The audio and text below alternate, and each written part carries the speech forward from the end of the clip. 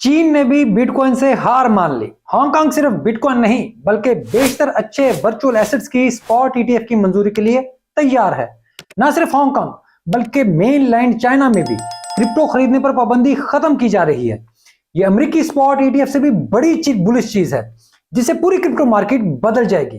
ये सब क्यों इतना अहम है, यही बताने के लिए ही मैंने ये वीडियो बनाई है। मैं हूं अली रेहान, आप देख रहे हैं crypto Baba. So let's dive in.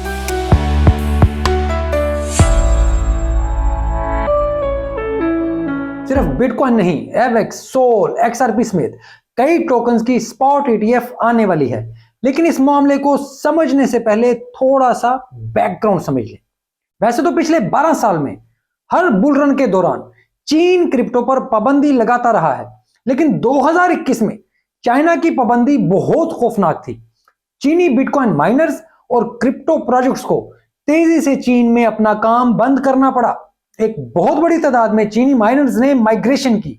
इसके नतीजे में अमेरिका, काजाकिस्तान और एल सल्वाडोर में माइनर्स सेटल हुए। अब जैसे जैसे वक्त गुजरा तो चीनी हुकूमत को एहसास हुआ कि उन्होंने बहुत बड़ी गलती की है। उन्होंने एक बार फिर अपनी पॉलिसी बदलने का फैसला किया और दिसंबर 2022 के बाद एक बार फिर अपने माइनर्स और वेब3 डेवलपर्स से राब्ते किए कि वो वापस आए और मुल्क में काम शुरू करें। लेकिन चीन की इनकंसिस्टेंट पॉलिसी की वजह से ये हो नहीं पाया। चीनी हुकूमत ने मुसलसल कोशिश जारी रखी। फिर उन्होंने डेवलपर्स और इन्वेस्टर्स को कायल किया कि वो अब कानून बनाएंगे ताकि दोबारा ऐसा मसला ना हो और इन्वेस्टर्स को भी यकीन आ जाए कि अब हुकूमत कोई पंगा नहीं करेगी। इसके लिए हांगकांग का इंतखाब किया गया। जैसे कि आप सबको पता है कि हांगकांग को नया हब बनाने का फैसला किया गया। फिर वहां कानून की मंजूरी दी गई। बैंकों को क्रिप्टो के साथ इंटरेक्ट करने की इजाजत दी गई। लेकिन यह सब भी इन्वेस्टर्स के लिए काफी नहीं था। वो मजीद सहूलियत चाहते थे। इसके बाद चीनी हुकूमत ने उन्हें टैक्स ब्रेक भी दे दी। अब चीनी हुकूमत ने हांगकांग को स्पॉट बिटकॉइन ईटीएफ देने की भी मंजूरी दे दी है। और जैसे ही अमेरिका में स्पॉट बिटकॉइन ईटीएफ आएगी तो यकीन रखें चंद दिनों में चीन में भी आ जाएगी। अमेरिका की ईटीएफ पूरी दुनिया में एक नया दरवाजा खोल देगी। इसके बाद इंडिया समेत तमाम ममालिक की स्टॉक एक्सचेंज पर यह सब कुछ होगा। और अब यह बहुत ज्यादा देर की बात नहीं, क्योंकि अगर आप हांगकांग के स्पॉट ईटीएफ के डॉक्यूमेंट्स देखें तो आपको मालूम होता है कि यह सिर्फ बिटकॉइन के लिए नहीं है बल्कि ये वर्चुअल एसेट्स के लिए है। यानी हांगकांग स्पॉट ईटीएफ लाइसेंस जो भी लेगा वो सिर्फ बिटकॉइन की स्पॉट ईटीएफ लाइसेंस नहीं लेगा, बल्कि जिन वर्चुअल एसेट्स को हांगकांग में ट्रेड करने की इजाजत है इन सब की ईटीएफ लॉन्च हो सकेगी। यानी क्रिप्टो में बहुत बड़ा पैसा आने वाला है और बिटकॉइन समेत बहुत से अच्छे टोकन्स खौफनाक अंदाज में पंप करेंगे। अब पहले जब मैंने ये सारे डॉक्यूमेंट्स पढ़े तो मुझे लगा कि ये सिर्फ हांगकांग की हद तक है, लेकिन फिर चीनी हुकूमत की वेब3 पर एक नई पॉलिसी जारी हुई। ये चीन की वजारत सनत और इंफॉर्मेशन टेक्नोलॉजी ने वेब 3.0 पर बनाई है। इसमें वेब3 को सनत का दर्जा दिया गया है, इंडस्ट्री का स्टेटस, जिसके मुताबिक तमाम इंडस्ट्रीज को वेब3 से लिंक करने की जरूरत पर जोर दिया गया है। यहां तक कि एनएफटीज, मेटावर्स और ब्लॉकचेन को चीनी तरक्की के लिए सबसे अहम करार दिया गया है। अब चीन डिसेंट्रलाइज्ड नेटवर्क को अपने मुल्क की सिलिकॉन वैली बनाने पर तवज्जो दे रहा है। जो हुकूमत कभी वेब3 और डिसेंट्रलाइजेशन की सबसे बड़ी दुश्मन थी, अब उसे अपना रही है, क्योंकि उनको समझ आ गई है कि इस टेक्नोलॉजी से जीता नहीं जा सकता। इस वजह से उन्होंने इसे अपनाने का फैसला कर लिया है। आप खुद देखें कि तमाम पाबंदियों के बावजूद आज भी चीन में माइनिंग हो रही है। वो जितनी मर्जी कोशिश कर लें, डिसेंट्रलाइज्ड नेटवर्क को बंद नहीं किया जा सकता। यही डिसेंट्रलाइजेशन की खूबसूरती है और यही इसकी ताकत है।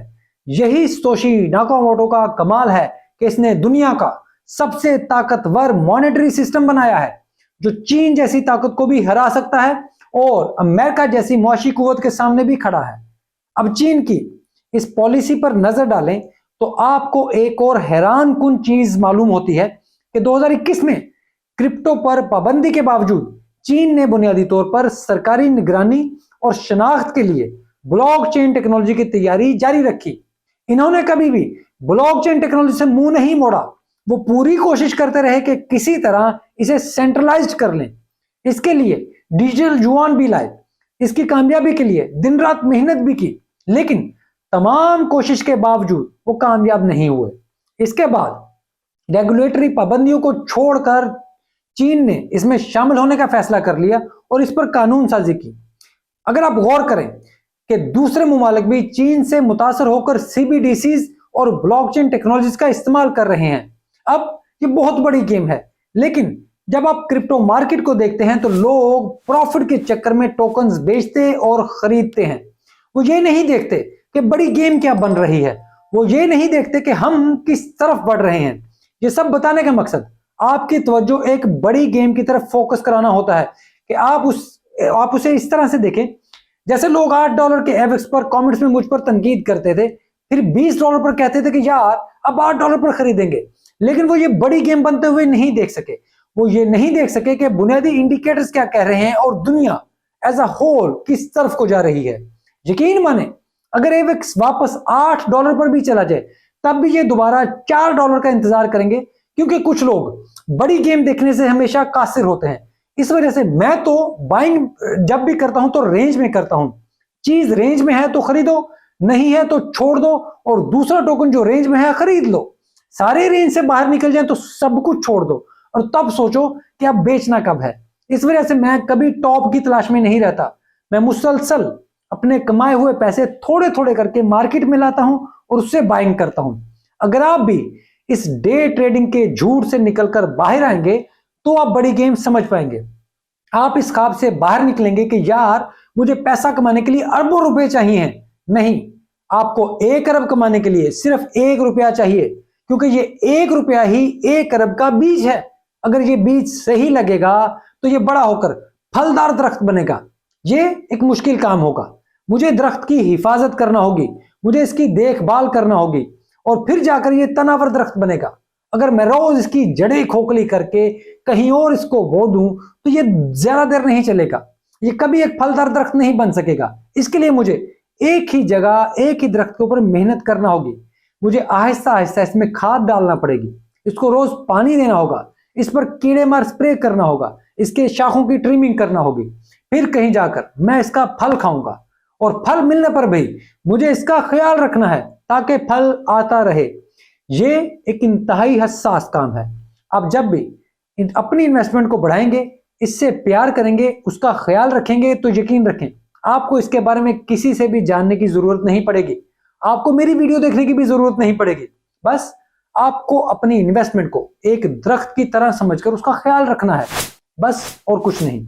अगर वीडियो अच्छी लगे तो इसको लाइक और चैनल को सब्सक्राइब जरूर कर दें और आप लोग कमेंट्स में मेरी सेहत के लिए, मेरी तंदुरुस्ती के लिए, मेरी सलामती के लिए दुआएं करते हैं तो मैं उसके लिए आप सबका बहुत शुक्रगुजार हूं।